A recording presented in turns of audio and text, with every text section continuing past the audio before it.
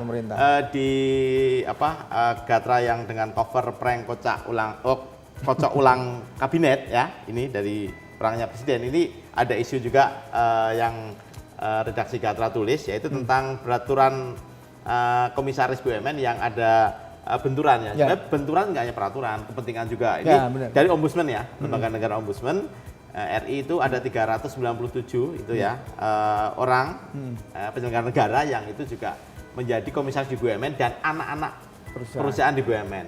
Ini kalau Gatra nulis itu nyorotinya ini konflik kepentingan atau bagi-bagi atau sebaiknya seperti apa sih?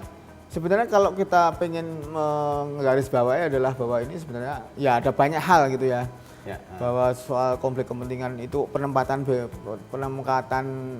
komisaris atau wakil pemerintah sebenarnya di BUMN ini ya, karena mungkin ada hal misalnya punya konflik kepentingan, ada misalnya dari menteri sendiri, misalnya Pak Erick Thohir menempatkan beberapa pembantunya di beberapa BUMN, dari beberapa eksekutif di perusahaannya dari Mahaka Group itu ada berapa yang ditempatkan di perusahaan BUMN, ada di Dana Raksa, ada di BRI gitu ya kalau nggak salah. Intinya oke lah, itu mungkin alasannya karena untuk lebih mengawasi, karena dia kepercayaannya dia. Tapi seberapa efektif itu, atau itu apakah nggak kecampur tangan. Tapi intinya soal balas budi tadi juga ada, misalnya dulu di para sukarelawan pendukung Jokowi, sekarang relawan ada yang mendapat tempat di situ di BUMN. Ini kan juga rame, kemudian juga ada indikasi bahwa ini ada rebut-rebutan dari parpol juga, ya kan? Ada rebutan dari relawan, orang-orang dekat juga. Kan? Nah ini juga rame. Yang menarik itu karena ada relawan yang nggak dapat, atau relawan yang dijanjiin satu kursi tapi ternyata hanya di kursi yang lain gitu kan. Ini juga sebenarnya juga ini juga memalukan dalam hal ini, karena ya oke lah itu hak prerogatif atau mungkin haknya Menteri BUMN atau mungkin Presiden yang ingin orang yang pernah membantunya balas budi, tapi kan harusnya mengedepankan soal profesionalitas, orang yang tepat di tempat yang tepat. Misalnya ada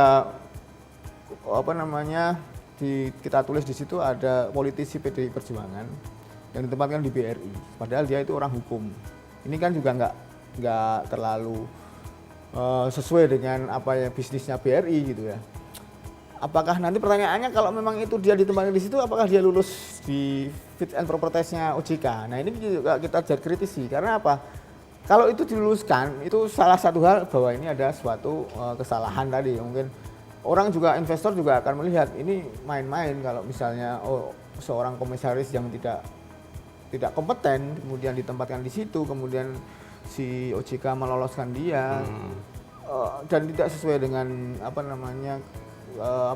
background ilmunya. Ini kan juga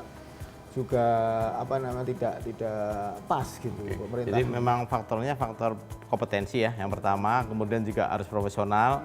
Sehingga kalau kompeten profesional, syukur-syukur itu perusahaan BUMN dan anak-anak usaha BUMN itu kinerjanya makin bagus, dan itu memberi masukan kepada ekonomi ya, sebagai pilar ekonomi bangsa, dan rakyat juga senang gitu loh. Tapi kalau ini kan yang disoroti ini kan kinerjanya apa gitu kan.